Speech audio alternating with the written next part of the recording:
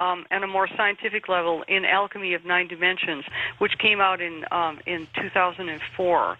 And what I went into regarding that particular issue, and I'm very familiar with Newgrange, and I know exactly what you mean, and it's a great image for what we're trying to express here. Right. What I went to was a book by Ishtak Bentov called Stalking the Wild Pendulum, which I think is one of the best books that we have regarding, making it possible for us to understand physics at a fairly simple level. And what Ishtak Bentov says is that what happens is that we go into the black hole, and we reach that point in the black hole, which is like a nexus point, and then when we come out the other side of it, we come out into a white hole, which is an entirely new universe. And a lot of other scientists, like James N. Garner, who's the author of Biocosmos, a lot of scientists are starting to think this way in terms of this movement into a nexus point and then a complete reversal and movement into another level. And I'm really glad that you brought some of this stuff up, because I think you're doing a better job of imaging what might happen in 2013 than I am, Okay. Yeah, it's like one of the reasons I love to talk to people is that I don't understand everything and I can't explain everything. And sometimes if I put an idea out, somebody will come back with an idea that's a lot better than mine. Let's go back to the calls. East of the Rockies, you're on the air with us. Hi there. Hi, it's Larry. Hello, Larry. Go ahead. Hey, can I ask if there's going to be an email address for Barbara at the end of the show? No. Okay. No email. I'd get buried.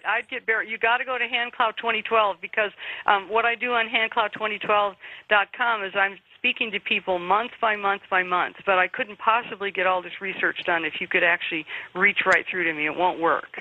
Next question. You know what intuitive means? Sure. You know what digital child means? Yeah. You ever met one? A digital child or a magical child?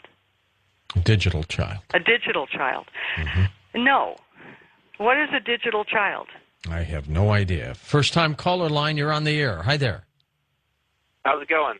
Good. Go ahead. Question with astrology. I'm curious how you use it to predict the Mayan, or how you compare. Basically, I have a problem with astrology. In its heyday, the Earth was the center of the universe, and we didn't discover the billions of galaxies and stars until the past 100 years. So astrology, to me, is kind of an inaccurate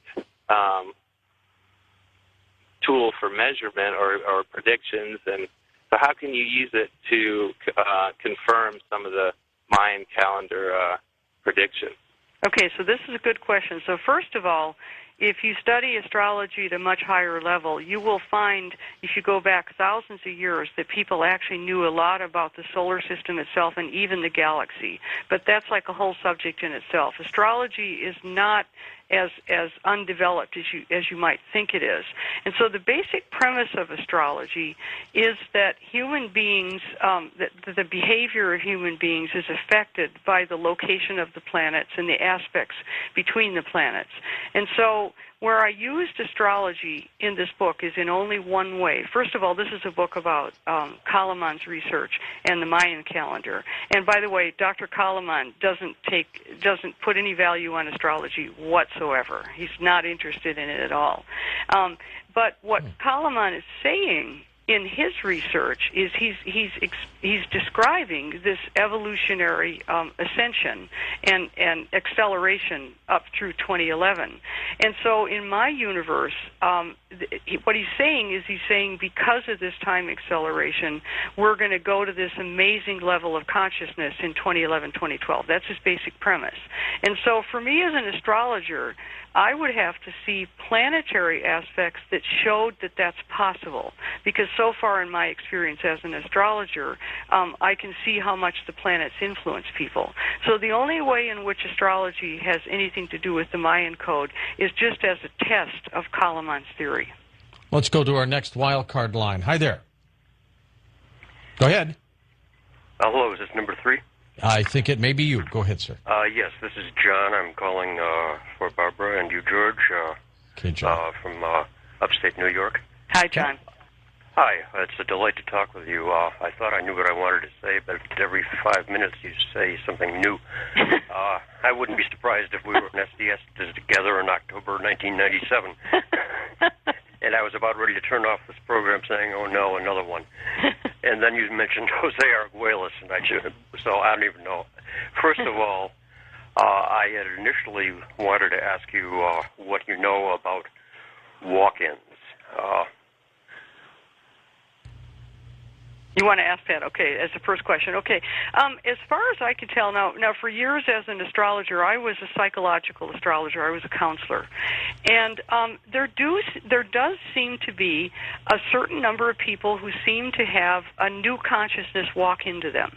And when you examine them and discuss it with them and all that, it really does seem to be a true thing. And so I don't know what else to say about it. I can make a comment about myself, which is in this lifetime I have a dual identity.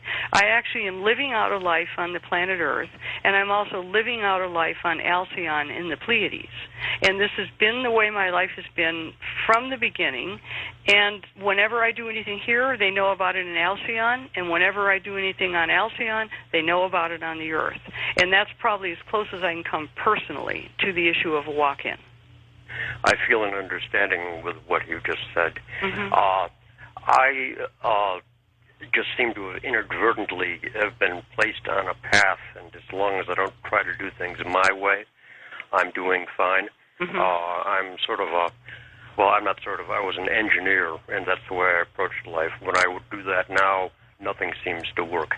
Mm-hmm. When I just do things and do it intuitively and go on what I call autopilot, mm-hmm. things seem to work. And if I can say something, I think this is what you just expressed is a big part of the new consciousness. Because of course, as a teacher, I teach a couple of thousand students a year, and I keep close eye on them, and I can see that the people who are going on autopilot and just allowing themselves to follow synchronicity and to follow their feelings are actually doing quite well right now.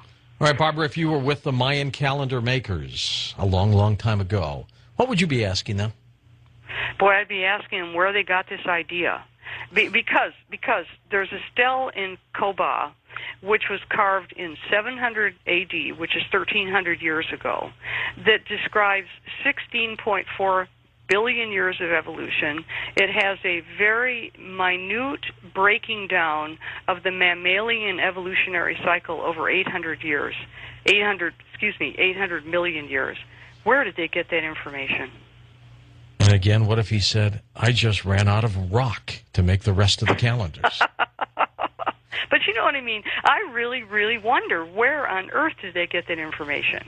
And so in Christ and the Cosmos, Chapter 8 in the Mayan Code, the reason I got into soul involution is because of a British researcher named Ian Lawton, who has written a book called Genesis Unveiled, and which actually is going to be published in the States in a few years.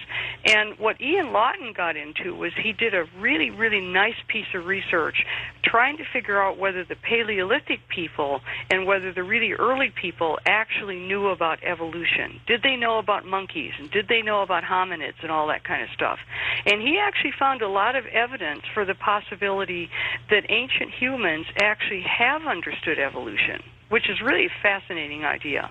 All right, let's go to our wild card line. Go ahead, take it away. Hi, this Hi. is Margaret in Arizona. Okay, Margaret. And I just wanted to say, wow, synchronicity, so much of what you have said has just tied loose ends for me together. My question is a weird thing happened this morning is my daughter is sleep deprived, and she talks in her sleep anyway. And she has finals, and I could not wake her up this morning. And one of the things that she said when I was trying to get her to wake up was something about protecting the magnetic field. Now, I have a kid who doesn't believe in any of the stuff that I believe in. Mm-hmm. And so I'm wondering if there is something that we should be doing in terms of protecting our own magnetic field. I had the sense, I thought about it later, and I thought maybe she was kind of channeling. Well, I think this is really interesting because, as you know, from a scientific point of view, there is nothing at the current moment that world scientists can do about this, okay, in terms of the magnetic field dropping at this current moment. There's nothing. But what if the magnetic field of the heart, which is like a torus-like system that we all have that radiates